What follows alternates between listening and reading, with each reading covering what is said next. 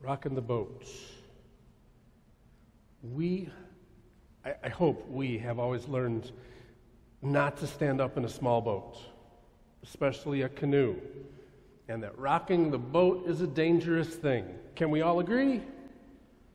Those who rock the boat, even though history often views them as visionary, are usually seen as troubled by whatever people or forces are powerful at the moment.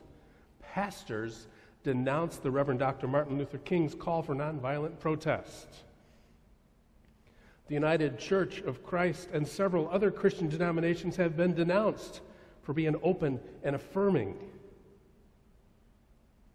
Over the last few years, I have been denounced by many who don't like that I support the LGBTQIA+ community. Black Lives Matter, mental health, accessibility for all, equality, full access to reproductive health care, a just peace, and an end to the genocide in Palestine. And in general, living out love one another. But in today's reading, it's not some kind of protest or human anger that is rocking the boat.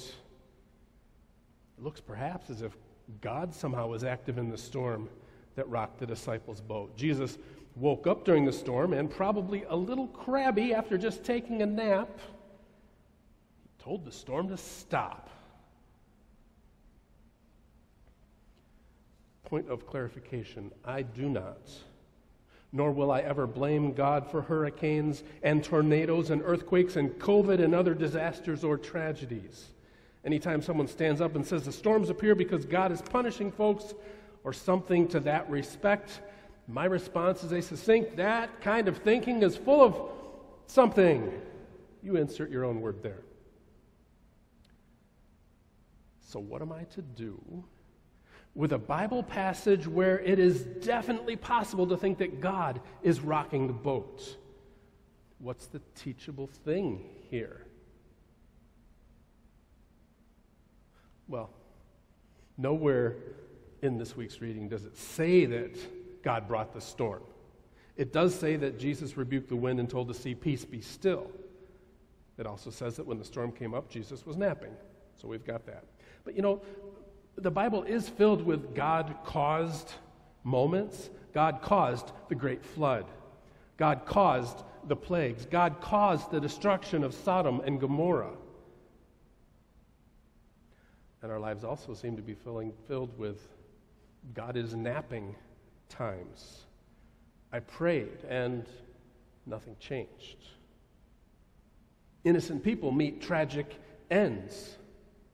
Gun violence, disasters, bombs, and war, corrupt actions by powerful people. COVID. And maybe I can explain those things by saying that the events of the Old Testament reflect God's people trying to make sense of the evil that they did and the hardship they endured as punishment. Maybe I can go further in saying that when the tragedies and hardship aren't related to any kind of wrong living by God's people and the expected punishment that would come with that, they're a way for God's glory to be ultimately known. Maybe I can say that bad things happen because of all the presence of evil in the world. God is the author of all things good, and Satan is the author of all things evil. But all of those ideas ring hollow to me. I don't know why bad things happen. I don't know why good things happen. I've really got no satisfactory answers on the whole why front. We thank God for God's blessings. We ask God for deliverance from our trials. There is an obvious, maybe it's a too simple idea, but let's think about it. God is not the one who brings the storm. God is the one that helps to bring us through the storm. Well, those are words that are comforting and hopeful. I hope that those words are comforting and hopeful to anyone. They aren't an answer to the reason why, and I don't have one. They aren't words upon which everyone agrees. I don't have an easy answer to the questions of God's power, God's healing, and what God does and doesn't do, and why. Nevertheless, the words peace, be still, are still words of comfort and hope. Peace. Be still. It's like that deep breath that we take before we center ourselves for worship. What if the storm isn't something huge?